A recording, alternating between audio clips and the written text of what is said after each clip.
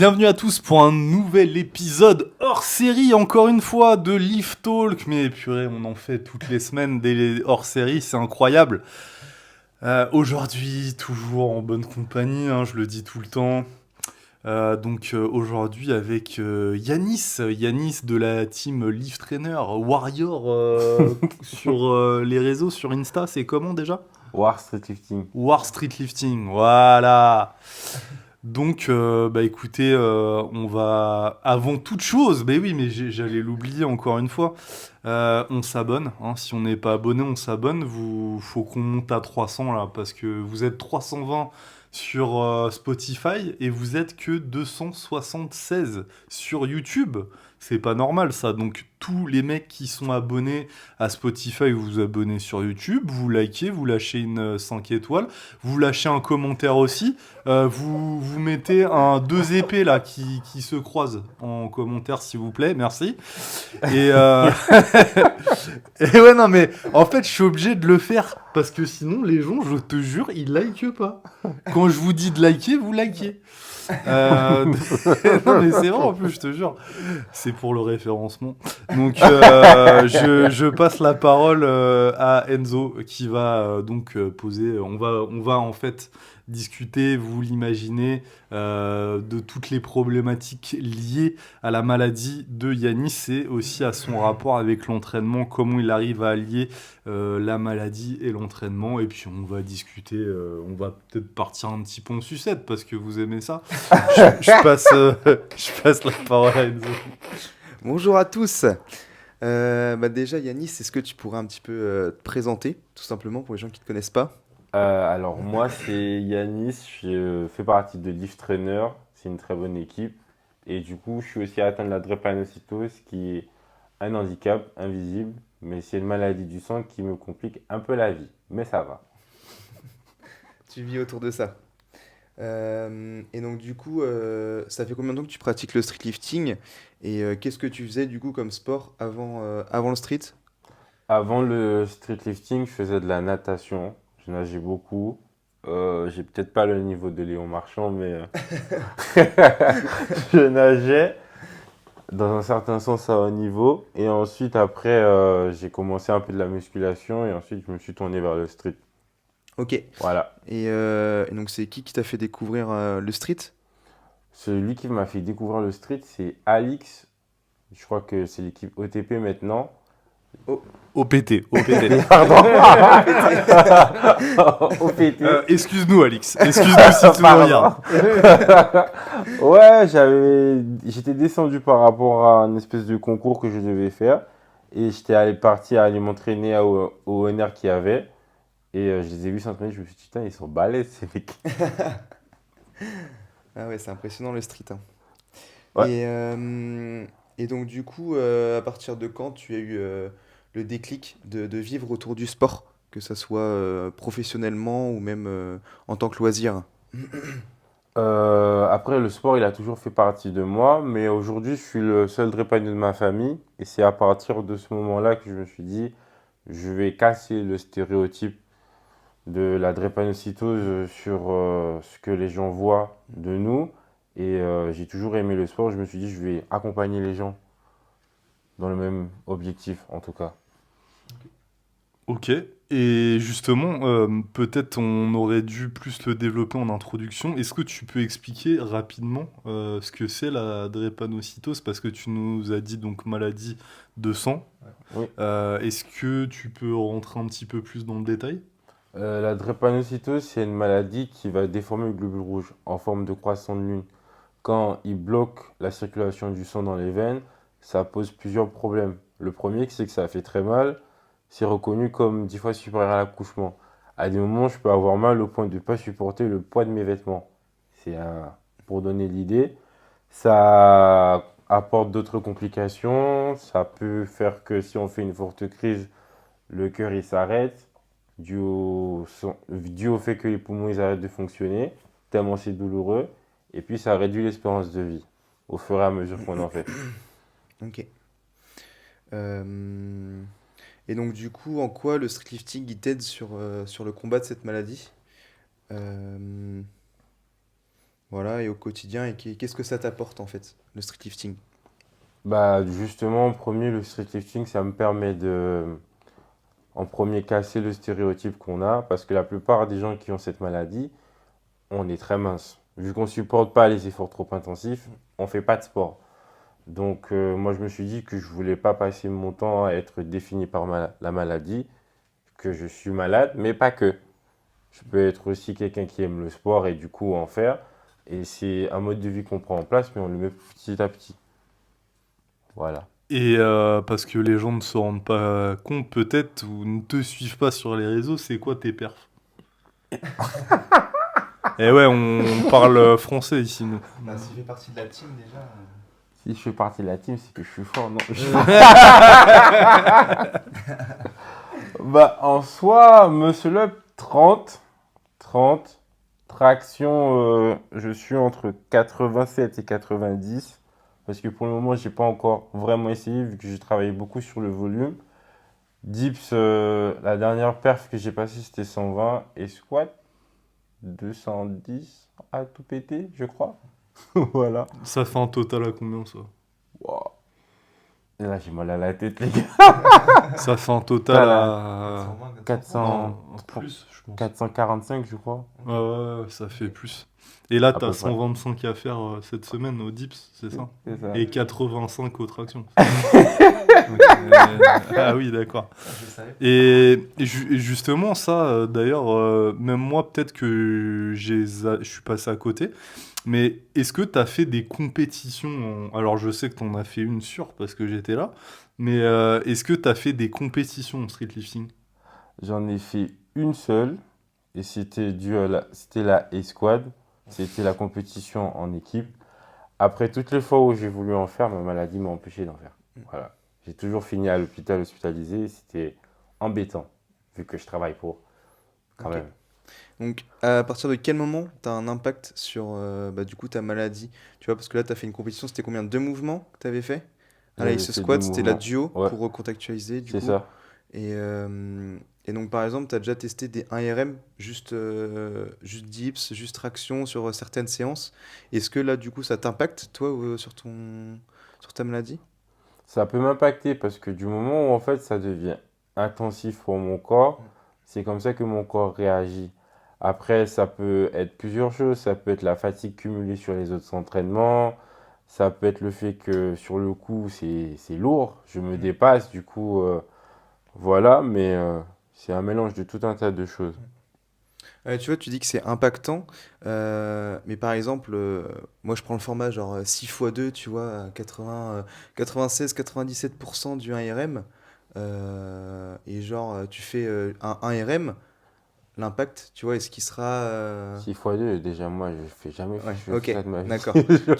Tu mets pas forcément beaucoup de séries, Bah, après, pas beaucoup, forcément. tu restes Parce autour des 3, 4, 5 5, maximum. 5 maximum, ok, 5. J'ai jamais dépassé plus. ok. C'est qui ton coach? Parce que il doit être courageux, ce coach. Mon coach, c'est Abdou. Abdou DZ. Abdou Désert. Dédicace tonton. T'inquiète, hein, on te prend au plongeon là cette semaine. On fera une petite story. Exactement. Exactement. Mais ouais, faut être patient. C'est surtout ça, c'est le mot. Faut être patient. Parce que quand je suis pas en forme, ce qui est prévu tombe à l'eau. Et je fais en fonction de ce que je peux faire. Parce qu'on s'en rend peut-être pas compte, mais c'est peut-être les athlètes qui sont blessés et qui viennent en rééducation et qui s'entraînent, mais s'entraîner en ayant mal, c'est quand même difficile. Et donc là, tu nous disais que tu avais commencé le streetlifting en 2021, c'est ça? Ouais, il y a à peu près un an et quelques. Il y a- fait 2000, Non, de- 2022 alors. Ouais, Ouais, ouais, 2022. Et Abdou, il te suit depuis combien de temps? depuis que j'ai commencé. Ok, donc depuis ouais, un an et demi au moins. C'est ça. Ok. Et donc, ça impacte aussi très certainement ta récupération, la maladie. Du coup, comment est-ce que tu gères tout ça Bah, après, en soi, j'espace mes entraînements, j'essaie de me reposer.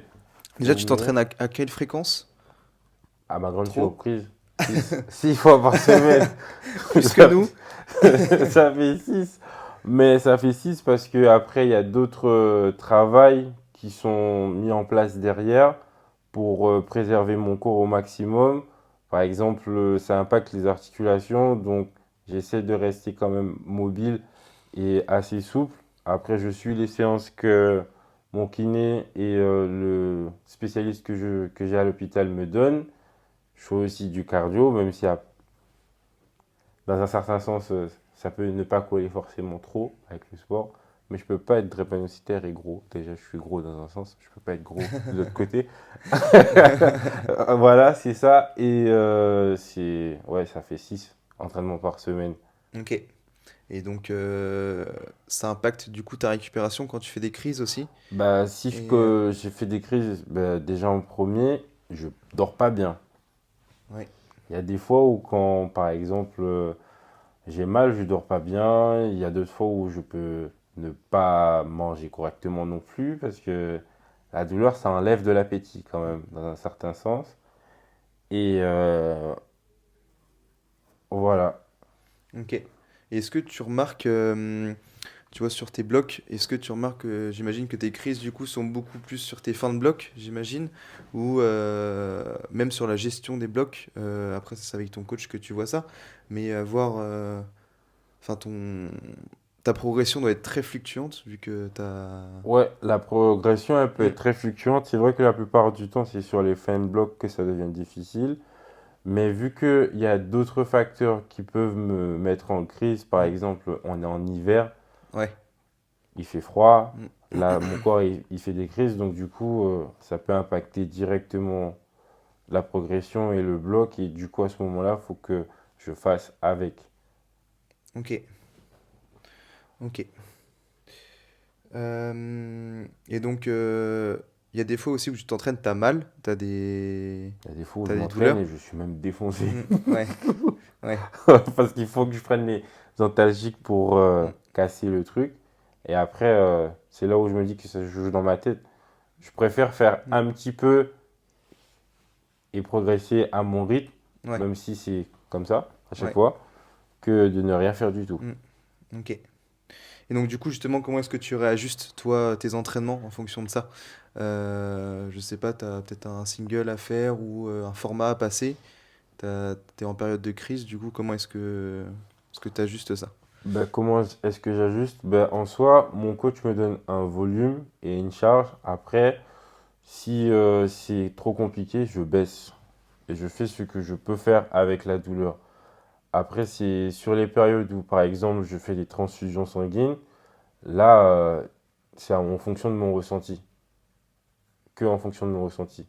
J'ai juste un volume à respecter et en fonction de mon ressenti, c'est moi qui choisis la charge. Ok. Ok, donc là, ça doit être quand même vachement compliqué parce que quand t'arrives en fin de bloc, quand sur des hautes intensités, t'as plus de crises. C'est un Ouais, petit peu toujours, t'es dans le compromis en fait. oui, Et toi, en plus de ça, ça doit être très stressant pour toi, j'imagine. Parce que psychologiquement, tu sais que tu vas manger, quoi. oui. Oui, Donc ouais, ouais. enfin, je sais pas si vous vous rendez compte, mais en gros, enfin, ça doit être terrible, quoi, Ouais. psychologiquement, parce que Ouais. t'es tiraillé entre le fait de progresser Ouais. et le fait d'avoir mal. Et justement, bah tiens, euh, après, justement, parce que, en fait, et ça d'ailleurs, là on pourrait même carrément en parler pendant le podcast, parce qu'on en parlait en off, à trouver des solutions justement pour toi continuer, que tu kiffes ta pratique, sans Mm. pour autant trop te mettre en danger. Parce que même moi, je considère que j'ai une responsabilité par rapport à ça en tant que manager. Euh, Parce que, bah, par exemple, après la escouade, bon, J'ai passé c'était un seul chaud. quart d'heure. C'était J'ai chaud. passé un seul quart d'heure, ouais. Ouais. Et il y avait que deux mouvements. Deux. Donc, ouais. Juste deux. Donc là, en fait, justement, on va réfléchir à des stratégies pour justement pas que ça se reproduise parce que bah, c'est de plus en plus chaud. Et d'ailleurs, tiens, parce que ça, c'est une question, je pense que les gens, ils se la posent aussi, ceux qui nous regardent. Je sais pas si tu vas la poser après, mais c'est quoi les solutions aujourd'hui? Parce que, ok, ouais, vas-y, t'as la drépanocytose, t'as un traitement, il stabilise ou enfin il stabilise pas, non, ralentit à peine à mon avis. Ouais. Mais c'est quoi les solutions en fait aujourd'hui qu'il y a pour cette maladie? Après, il y a plein de traitements qui sont sortis hein, pour la drépanocytose. C'est juste que moi, sur des cas rares, ils ne vont pas. Et moi, ça ne me va pas. Du coup, j'ai essayé quand même. Après, là, il y a une greffe de moelle osseuse que je peux avoir pour guérir de la maladie. Mais là, c'est tout un fonctionnement avec plein de particularités pour qu'on puisse recevoir la greffe. Mhm. Le problème avec la greffe, c'est que plus on s'éloigne de la famille, par exemple, plus le taux de rejet il est élevé. Mhm. Et à partir du moment, ça ne sert à rien d'opérer parce que avec autant de taux de rejet, on est quasiment sûr que la personne ne va pas supporter la greffe. Du coup, Mhm. ça ne sert à rien. Ouais, donc il faut avoir un donneur hyper compatible avec soi. Oui, Et pour expliquer un petit peu plus en détail, parce que tu m'as expliqué brièvement, donc en gros comment dire, il neutralise ta moelle épinière, c'est ça? Enfin, il la détruise en quelque c'est ça, sorte. ils la détruisent. Le système immunitaire et ma moelle, ils la détruisent de manière à ce que quand je reçois celle du donneur, je reproduis exactement ce que la moelle du donneur produit. Le Ok. groupe sanguin, la manière dont on forme les globules rouges, et c'est justement ce qui va changer. Mhm. Donc là, aujourd'hui, en gros, à moins qu'il trouve un traitement miracle, la solution, on va dire, la plus radicale qui pourrait changer ta condition, c'est la greffe. Ouais, Ok. Donc là, on parle de toutes les douleurs que tu as à cause du street lifting, mais on est d'accord que ça t'apporte autre chose aussi que des douleurs. On est d'accord que ça t'aide aussi, que ce soit psychologiquement ou même point de vue de la santé, ça t'aide. Parce qu'on bah, parle depuis tout à l'heure de tes blocs, t'as mal après la compétition ou les choses comme ça. On est d'accord que ça ouais, ralentit quand même aussi. bah oui, bien sûr. Après, dans un certain sens, parce que du coup, ça rend mon corps plus fort. Même mentalement, ça me rend plus fort. Ça m'a, ça m'apprend la patience et ça m'apprend surtout la résilience. Parce que imaginez le taf qu'il a à faire, lui, la patience qu'il doit avoir. Nous, déjà, on galère, on se fait chier parce qu'on a des intensités parfois qui fluctuent, on se sent nul. Alors imaginez cet homme.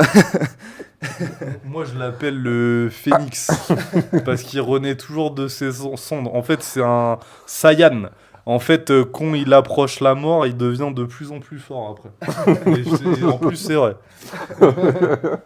Ouais, mais du coup, ouais, ça me permet surtout de pas être défini que par la maladie, en premier point, de faire des choses que j'aime et de trouver, on va dire, un espèce de sens. Ça m'a permis aussi de développer, on va dire, comment je peux dire ça, l'envie d'aider les gens qui sont dans la même situation que moi aussi. Donc voilà. Donc j'encourage tout le monde à faire du sport parce que ce soit sur le point mental ou physique, ça aide. Par exemple, j'ai eu le Covid il y a quelques années quand je suis arrivé en France et dû à mon passé sportif, je m'en suis beaucoup mieux sorti grâce à ça. Ok, ouais. Ok. Donc le fait aussi d'avoir un entourage, d'avoir une équipe.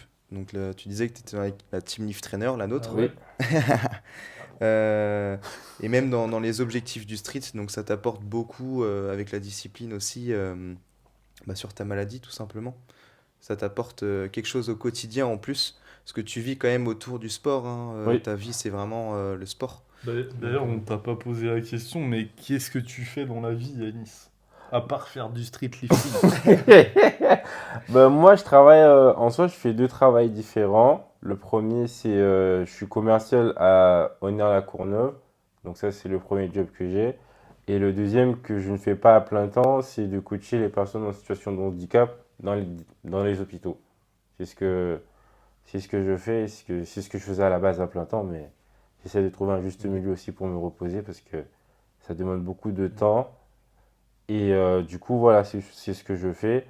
Après, concernant l'équipe, oui, je suis bien entouré parce que moi, je trouve que le plus difficile en soi, hormis le fait d'être malade et d'avoir son propre combat, c'est d'être entouré de gens qui acceptent et qui Mm, comprennent mm, ce que ça, mm. ce que ça conçoit Rempli, en quoi. soi, Mm. ce que ça remplit. Et c'est ce que moi, je ressens avec mon équipe. Mm. Je me sens compris.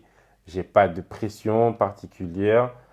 Ils m'encouragent tant bien que mal à avancer et ils sont patients avec moi. Donc, Mm. c'est cool, les gars. Peace.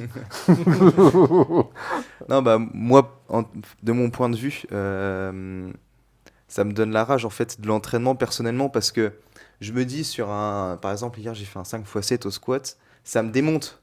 Mais alors j'imagine même pas la douleur que toi tu dois avoir et donc voir que tu fais des grosses perfs comme ça, personnellement ça me donne juste envie de tout exploser et de me dire bah s'il est capable, je suis largement capable de faire, de me la donner encore plus, tu vois, de me faire du mal. De progresser.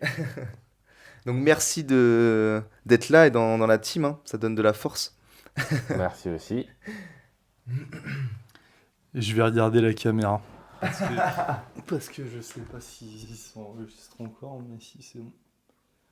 Ok. Ouais, t'as fini les questions là, je crois. Bah, il me reste une. Est-ce que tu penses que c'est un sport qui peut améliorer la santé des gens et pourquoi? Ok.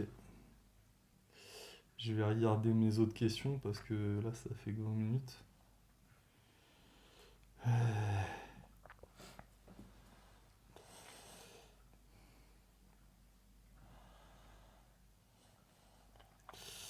Euh,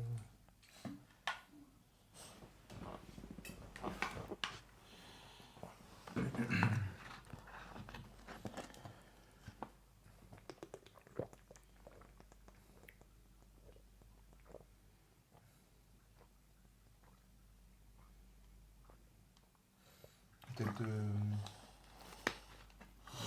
question après.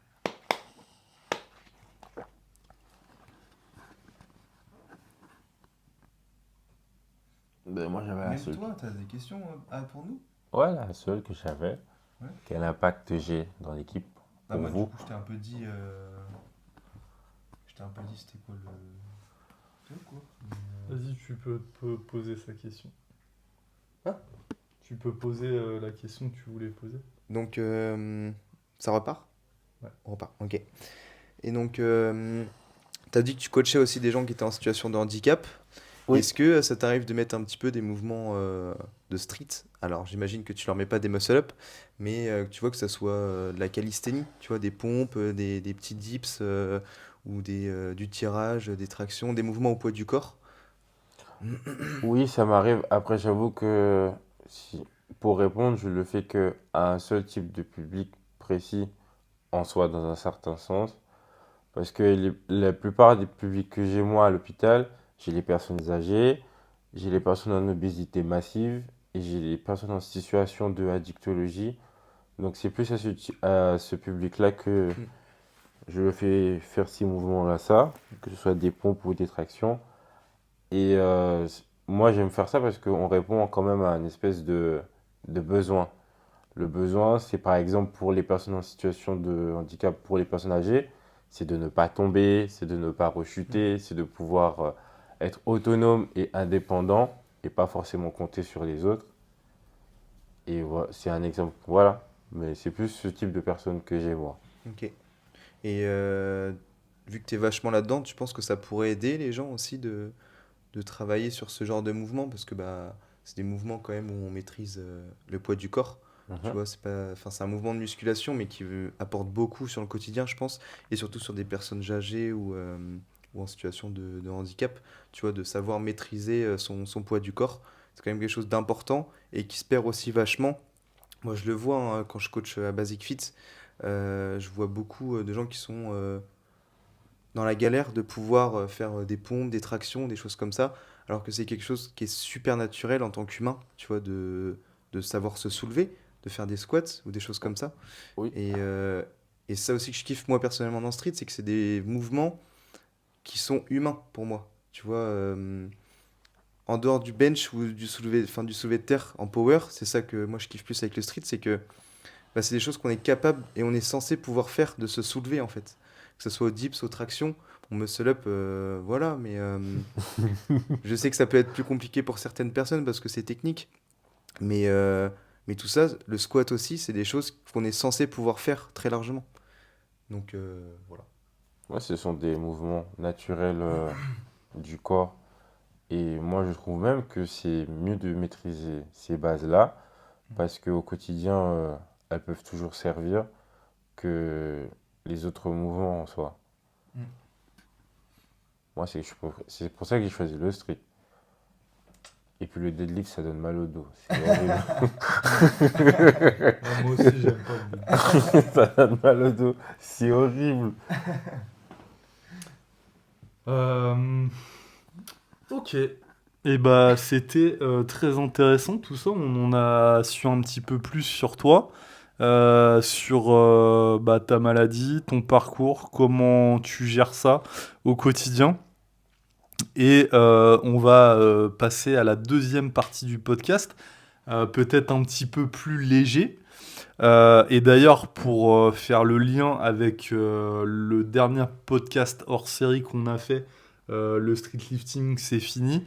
Bon, vous voyez les gens là qui nous regardent et qui arrêtent au bout de 6 mois, 1 an, qui sont en pleine santé, qu'on n'ont aucun problème, Là, on vous vise, les gars.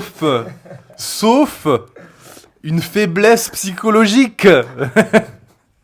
Bon, tu voudrais leur dire quoi à ces gens-là? Là, c'était visé, les gars. Les quatre vérités. Les cas de vérité en soi. Mais faut persévérer, il faut continuer à travailler en soi. Faut arrêter de se trouver des excuses. Et est-ce que c'est pas beau dans un certain sens quand c'est dur? Est-ce que quand c'est trop facile, en vrai, on n'apprécie pas vraiment les résultats? Bah non. Bah oui. C'est quand c'est dur que c'est mieux. C'est là où tu te rends compte du travail que tu as fait, du parcours que tu as acheminé et de la valeur de tes efforts. Mm. Ouais. Et justement, je repense à un truc, tu vois, tu parlais de ton parcours sportif, que tu as fait de la natation à haut niveau. Mm. Est-ce que pour toi, et là, regardez, hein, on prend un sport un petit peu au hasard, est-ce que la natation, les entraînements de natation, c'est plus dur que les entraînements de street lifting? C'est 2 fois plus dur. Ok, merci Yanis. Donc en fait, C'est 2 fois plus juste dur. je vous rappelle un truc, hein, en street lifting, vous êtes dans une salle, souvent climatisée, ouais voilà, tranquille, vous êtes sur votre téléphone, machin et tout. Il y a plein de sports, notamment où vous êtes en extérieur, donc vous êtes confronté aux éléments. Je pense même à un sport très proche, le street workout. Ouais. Les mecs, souvent, ils s'entraînent en plein hiver, machin, bidule. Les doigts C'est, gèlent. ouais, voilà, sous la pluie, machin. Vous êtes tranquille à la salle et voilà, vous pétez un plomb un jour parce que c'est trop dur. Ouin, ouin, ouin. Enfin, bref. Allez, on va passer donc à la deuxième partie de ce podcast.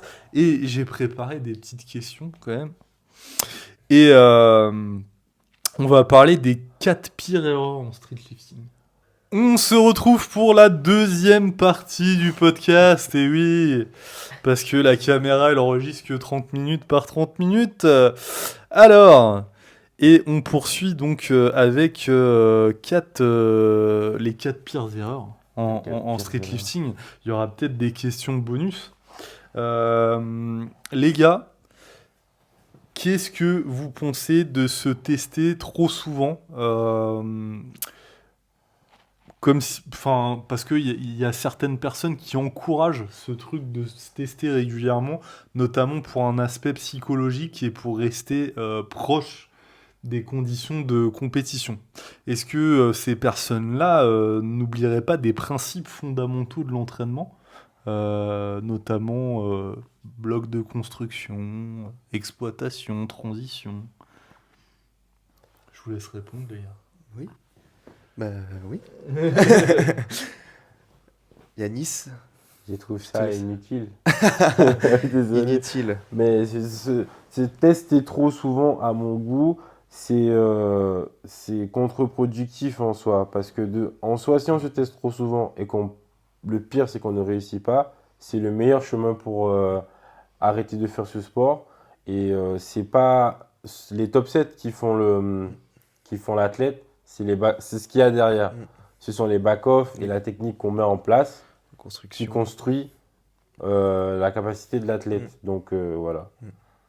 Bah, c'est le meilleur moyen de savoir, de ne pas progresser en fait, de se tester tous les jours, hein. Genre, tu vas juste voir tes perfs qui vont faire descente. Tu vas te dire que t'es nul et tu vas te Tu blesser. vois, même sans se tester tous les jours, mais se tester trop régulièrement, quoi. Ouais. Des fois, on Ouais. le voit, ça. Alors après, tu vois, il y a aussi ce truc de, comme on a parlé dans le dernier podcast, où après une bonne phase de construction, je te parle de 3 4 5 6 mois, tu vois, où l'athlète n'a pas forcément de compétition, parce que soit il n'a pas le niveau, soit il peut pas, tu vois, ou il n'a pas forcément envie, bah, juste ajouter des singles, tu vois, sur un ou voire deux blocs, tu vois, ça peut être une petite source de motivation, tu vois, C'est ou stimulant. même, tu vois, genre, juste en tant que coach aussi, de permettre de voir, tu vois, sur une haute intensité et sur une répétition, de checker un petit peu ce qui va pas, tu vois. Ouais. Et aussi, bah, tout simplement voilà, comme tu disais, de motivation, de tester un petit PR. Après, le faire toutes les 2 semaines, bon, Bah, je vois pas l'intérêt. Après, se tester, ça se permet de voir où on en est. Mais c'est frérot, ça. tu C'est vas le pas te seul. Ouais, coucher mais et attends, te dire. moi j'ai un truc à dire aussi. J'ai un truc à dire.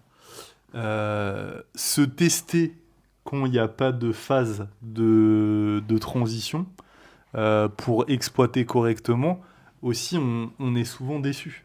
Parce que se tester dans des phases de construction, des fois en fait tu vas pas du tout exploiter ce que tu pourrais exploiter avec une phase de transition. Et la personne, des fois même, elle se retrouve un petit peu couillonnée à son propre jeu, à se dire ah putain merde, j'ai construit pendant 3 mois, mais en fait j'ai même pas progressé.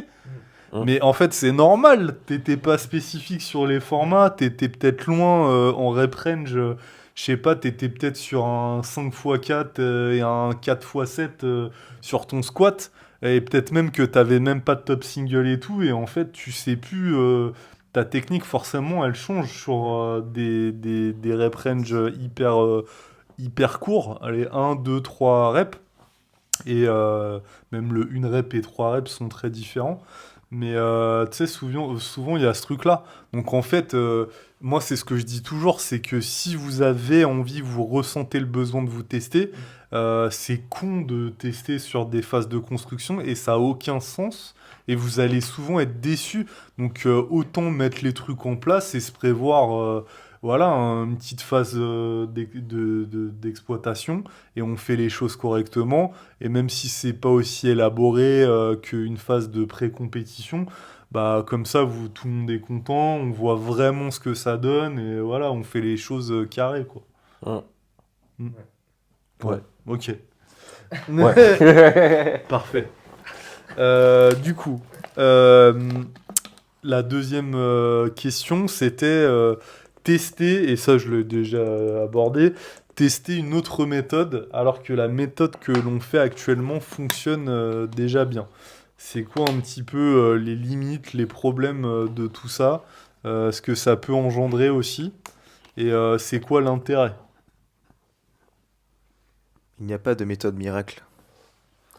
Non, il n'y a pas de méthode miracle. Ce qu'on fait, c'est travailler le mouvement. On doit plus se rapprocher au mieux du mouvement de compétition. Toutes les choses qui sont les noix, faut les expulser. Mm. Vous pensez à quoi comme méthode par exemple? Bah, c'est ce qu'on te disait tout à l'heure, peut-être des méthodes un petit peu trop hybrides. Et encore une fois, là aussi, il faut que je nuance.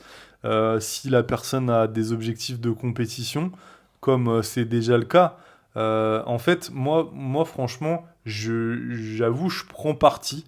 Et là-dessus, je suis assez tranché et je peux développer. Si vous avez un podcast et que vous voulez qu'on parle de ça, bah, invitez-moi là sur le vôtre. C'est que l'hybridation, elle est intéressante, mais elle vaut que pour des gens qui n'ont pas comment dire, d'objectifs de compétition, des Mm. objectifs assez faibles entre gros guillemets. Après, je peux encore mettre une nuance par rapport à ça parce que, ah bah ouais, vous allez me dire, mais attends, on voit des super bons athlètes des fois hybrider un petit peu leur entraînement. Ouais, mais les gars, c'est des champions. 99% des gens, ils arriveront pas à faire ça. Et de toute façon, au bout d'un moment, on le voit, les gens, ils prennent quand même plutôt l'ascendant sur l'une ou l'autre des disciplines. Et donc pour moi, l'hybridation, c'est bien dans un objectif loisir, forme, etc. Mais dans un objectif de De compétition. performance, non. Parce qu'en fait, ce qui me dérange un petit peu, et surtout en ce moment là, ça a vachement le vent en poupe, c'est enfin, ouais, l'hybridation à tout va, quoi. Et là, on voit cet été, genre des mecs qui font des marathons, des ouais, Ironman, du vélo, du machin, du truc. Et en fait, les mecs, ils sont spécifiques dans leur entraînement, genre 3 mois de l'année. Mais les gars, comment vous voulez être compétitif à un moment donné? Mm. Genre, c'est pas possible, ok, vous voulez faire tout et n'importe quoi. Mais en fait, tu vois, au-delà de ça, le truc que ça véhicule, c'est que, en gros, c'est la façon un petit peu de s'entraîner. Qu'il faudrait s'entraîner comme ça, en fait, en street lifting. Tu vois, enfin, moi, je sais pas si tu ressens le truc comme ça, mais sur les réseaux, en ce moment, j'ai l'impression que c'est... Il y a vachement ce truc-là, comme si c'était la norme maintenant, et voilà, bah ouais, ouais, ça pose pas de problème. Ouais, deux, trois sorties, ouais. Il n'y a pas de souci, tu vas être champion de France avec ça, tu vois. Genre, non, mais, tu vois, moi, je sais pas, de toute façon, on voit des dingueries en street lifting, hein. C'est fou, hein. C'est fou, hein. On en parlait déjà la semaine dernière. Ouais, Ouais. je suis d'accord. Mais en fait, le truc, c'est que moi, je me dis que, en fait, on est là pour performer. Donc, c'est le travail qui fait qu'on progresse. C'est le temps qu'on donne à la discipline qui fait qu'on progresse. Et se concentrer aussi. Quand on fait ce qu'on appelle être hybride, c'est juste pour le fun. Moi, je peux pas me dire que je vais mettre la même intensité que je mets dans le street à faire le reste. Je vais pas survivre de toutes les manières, mais Mais est-ce que le street lifting, finalement, c'est pas du crossfit, en fait? jamais de la vie. Oui, oui, oui. Je te jure. J'ai horreur du Non, mais... J'ai horreur du Vous crossfit avez en plus. en fait, je pense qu'il faudrait intégrer dans le CrossFit, faudrait leur soumettre ça, genre des tractions et des dips lestés. Je suis sûr, il y en a plein, ils feront du CrossFit Strict, après. strict. Oui, ouais. Je passe à la troisième question. Pensez-vous qu'un coaché qui se ferait coacher pendant 5-6 mois, 1 an par son coach, est-ce qu'il serait à même de se coacher correctement, objectivement, et qu'il a tout compris? En gros, en mode, il se dit, bon, moi j'ai investi 1 an, j'ai dépensé X euros, j'ai appliqué tout ce qu'il m'a dit, j'ai compris les principes, la programmation, j'ai tout compris. Je peux même coacher, parce que ça, on le voit aussi. Est-ce que tu es d'accord avec ça? Est-ce que, genre, pour toi, en gros, il suffirait de 6 mois, 1 an de coaching et la personne, elle a compris, elle a tout compris, elle a compris le fonctionnement? Pour moi, non. Parce qu'après, le coaching, de un, il est individuel. Donc, du coup, on fait en fonction de la capacité et du corps de la personne. Donc, ce qui fonctionne sur toi n'est pas forcément obligé de fonctionner sur les autres. Premier point. Et deuxième point, ça enlève le recul. En général, quand on se coach tout seul, on a énormément d'ego. On va se dire aujourd'hui on va le faire, mais si on n'en est pas on n'est pas en capacité de le faire ou qu'on a un mauvais mouvement, c'est à ça qu'en fait il sert le coach. C'est le regard extérieur, la vision d'ensemble qu'il y a dessus qui fait qu'on en a toujours besoin. Sinon, j'ai un coach, mon coach n'aurait pas un coach et le coach du coach n'aurait pas un coach et ça monte jusqu'au bout en fait, au bout d'un moment. Donc on voit l'utilité. On peut Mais pas qui dire coach que le dernier coach? C'est ça la question. C'est qui le coach original? Qui est né en À qui premier? il n'a pas besoin de Qui est né en personne? premier? Est-ce que le coach originel était coaché? C'est ça la question. Et oui. Oui, bah parce que justement, alors moi ce que je vois aussi des fois dans le post-coaching, même des fois je mets un petit peu en garde par rapport à ça, mais c'est des personnes en fait qui dévient. En fait, vous savez, le coach en gros, il vous amène sur un chemin et vous suivez le chemin ensemble, vous vous tenez la main et vous avancez sur un chemin. Et en fait, je le vois très très rapidement quand la personne, souvent, elle arrête le coaching et je dirais 3 fois sur 4, quoi. Et bah la personne, elle commence à dévier. Et je sais que c'est un petit peu le début de la fin. D'ailleurs, par rapport à ça, peut-être que Enzo, toi, tu pourras corroborer ce que je dis.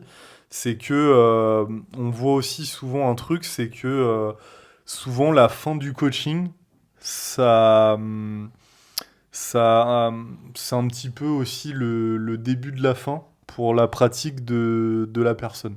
C'est-à-dire que souvent, en fait, elle croit gérer, elle croit pouvoir gérer, elle se perd très très rapidement. Et en fait, genre, elle l'arrête très très vite, quoi. Est-ce que ça, tu l'as vu aussi dans tes Ouais, non, coachings? ouais, je suis d'accord, ouais. Non, c'est vrai.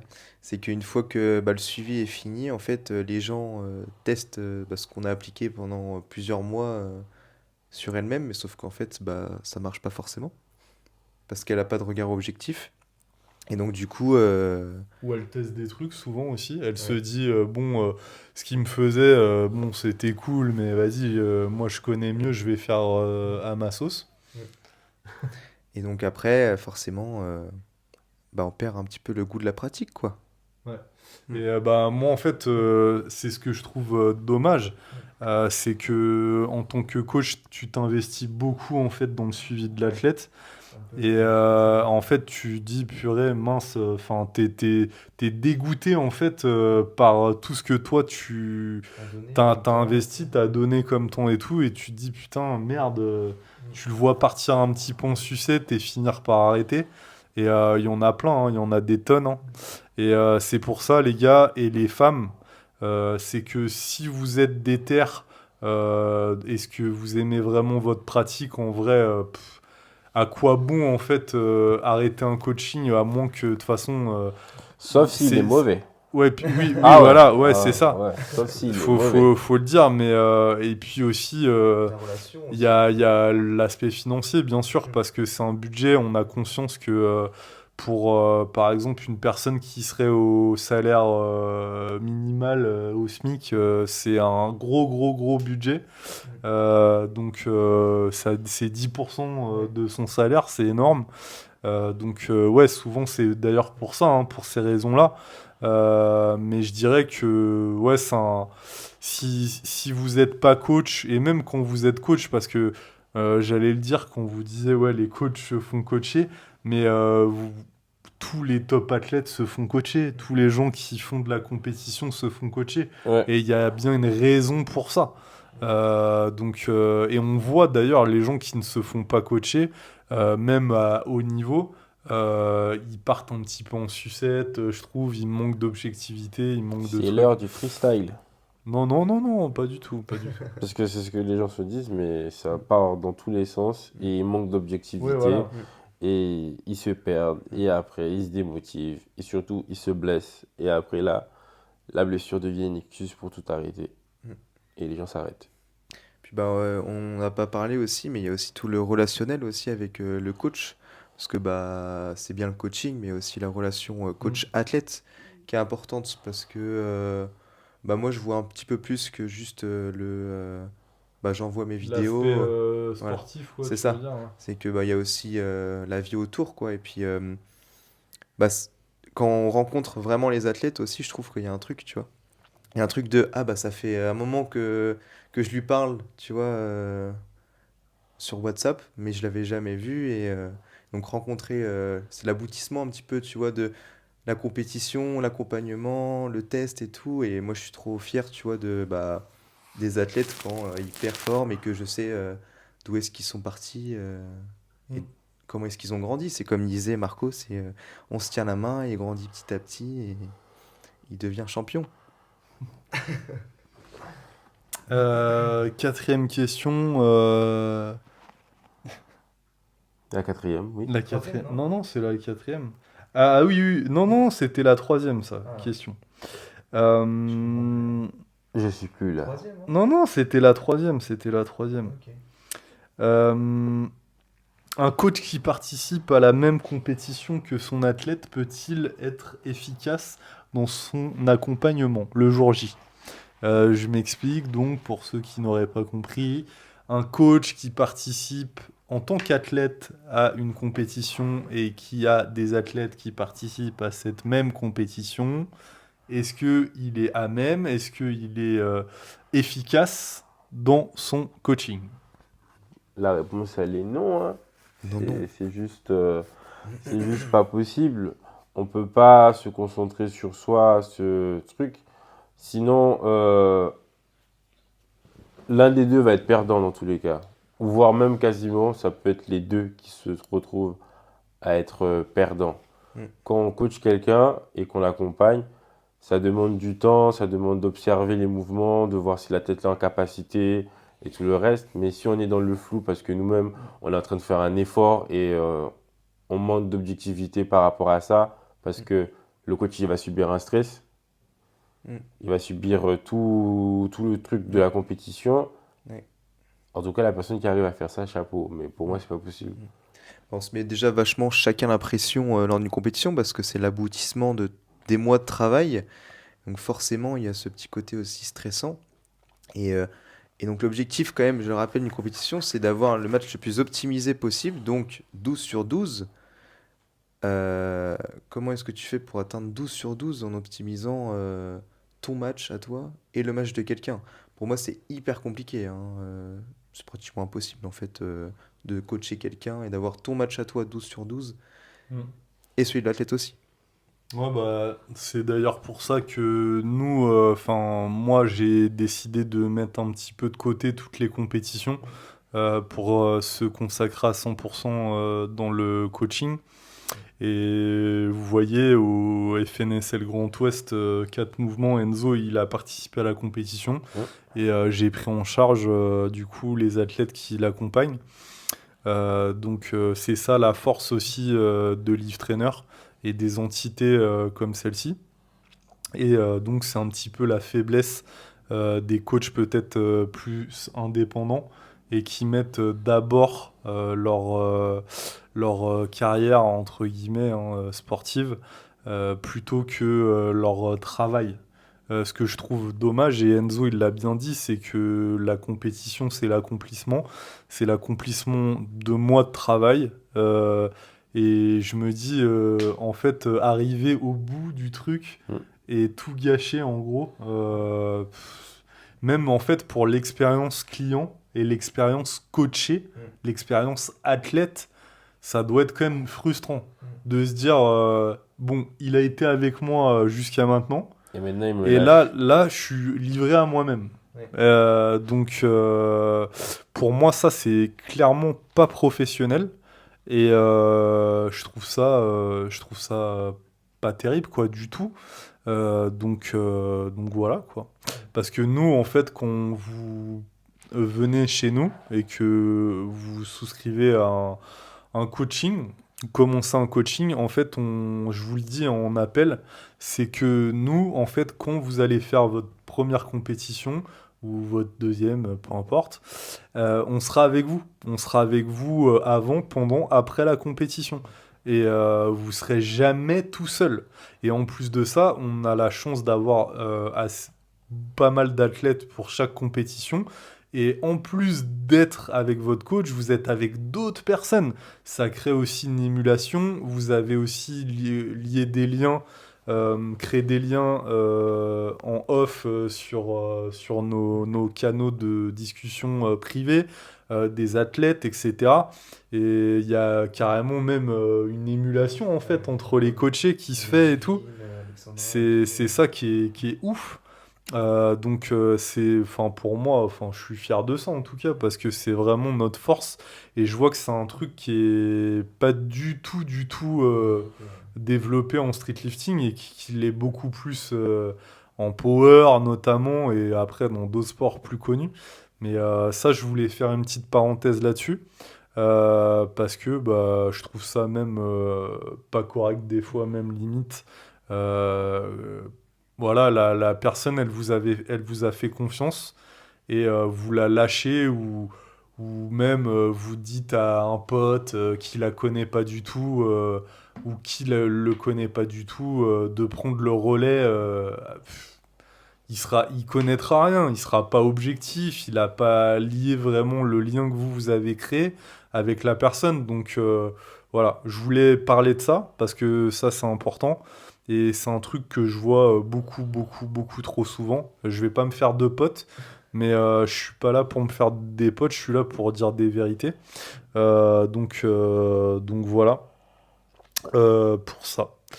Euh, Bon, bah, je pense qu'on arrive à la fin du podcast.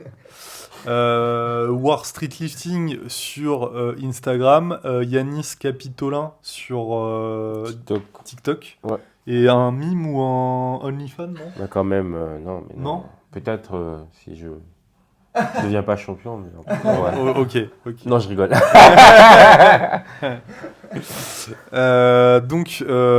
Si vous êtes resté jusqu'à la fin, on vous redit que nous sommes une entreprise donc de coaching spécialisée en street lifting.